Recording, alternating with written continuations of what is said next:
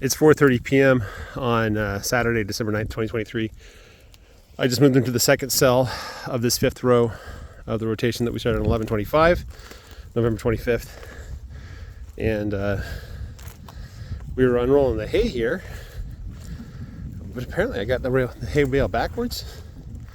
So when we got to the wire, I just put the wire across, it didn't run all the way.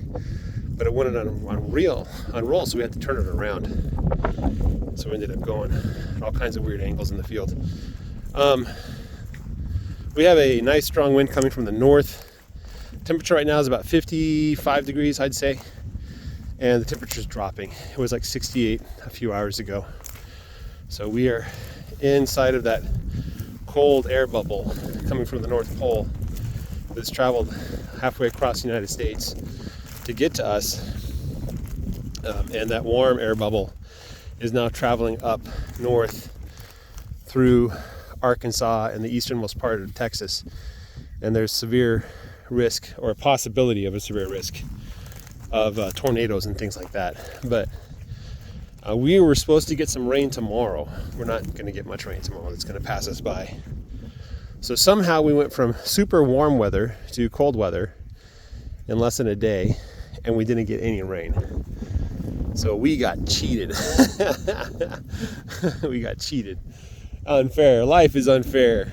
I told my sister at my dad's funeral, I said, hey, when we were playing t-ball and, Dad would say life is unfair, he wasn't talking about, the umpire made the wrong call or something like that. He was talking about people die. It's just not fair. So this is part of life's injustice. I'm not getting rain right now. So, and I can, yell and shout and cry. I can do all kinds of stuff like that, and it's not going to change anything. So sometimes you just got to suck it up. Anyway, that's not what this video is supposed to be about. I did want to show you guys, look at this. What is that? That is clover. It's growing here in this little area here, where I haven't been here since early November. So it's a little over a month since I've been here. This was part of the sacrificial field where I pinned the cows up for 3-4 days at a time and fed them hay, a bale of hay. And so this would be probably the third one, or maybe the fourth one. I don't know. I think I did 5 of them. But I mentioned in the last video, it was very quick because I didn't have time, but the area of the pasture that was completely turned to mud, and even the goat weed was dead. It was destroyed. That area now has lots of little bits of green grass, right? About an inch, maybe an inch and a half tall.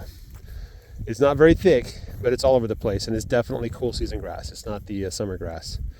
So probably ryegrass or something like that, right? So I'm looking forward to that. Take a look closer to that. I found this in the field, and for those of you who know what it is, you know. For those of you who don't, this was the coat that a calf was wearing. This is skin of the calf. It's dried out. It's basically turned to paper, thick paper. But I think this is what this was 21's calf. Gave me a beautiful bull calf, and he died a few days later. I'll have to go back and check the video. But no, I don't think I have video of it, because that would have been in July of 2022. I didn't really start filming until August. So we had the field fire. I pinned up the cows, and then after about a day, I turned them out, start the rotation again, except the calf was left behind. I didn't realize it. And then later on in the day, I came and took the calf to the mom, and he nursed, but I think by then the damage had already been done, because he's only like 1 or 2 days old. So yeah, mom followed the herd, left the calf behind, and she was back there at the pen trying to get to the calf, but she could not get to the calf because I locked up the pen. And I didn't even think about that. So when you move your cows and they have young calves, you have to let the mothers back into the old area, especially if you're not 100% certain that all the calves came along. And it may have been that I left it open and the calf just got caught and didn't know how to get out, and the mom didn't know how to get to him because the pin's a little bit confusing for cows. I don't remember exactly. Regardless, the pin, I think, is probably one of the major factors leading to the death of the calf. But the cows, this breed of cows especially, they tend to give birth out in the woods, in the brush, and you can't see the calf. They hide the calf for days at a time. And they'll go out and feed the calf, but they don't want you to know where the calf is. And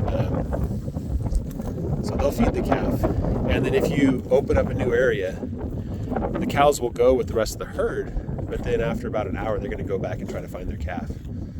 So if you're moving a large herd and you're not certain that you got all the calves, then you have to leave open the last area for a day or so they can go back and get their calves. That's just the way cows do their thing. So that's kind of what I think happened. Yeah, I think it was I left the pen open so they can go back, but then the calf got lost in the pen and the mom didn't know how to get to him. So that was 21's calf. So anyway, that's what I got for you guys. The feed, we checked the feed, it's about half eaten.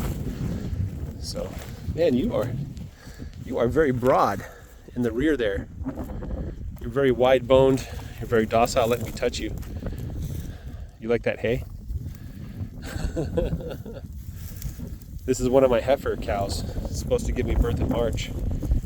So we'll see what happens. But she is not a big cow. Vertically, she's a big cow. Horizontally, which is what I want to see. That's another reason why I want the Longhorn or Piney Woods genetics, is they tend to be smaller. I don't want huge cows, you know. Anyway, I'm just gonna have a mishmash of all kinds of different breeds. So, yep. This is where the wire was. So that's the hay that they ate this morning. And the wire went from here to here. This is the new stuff.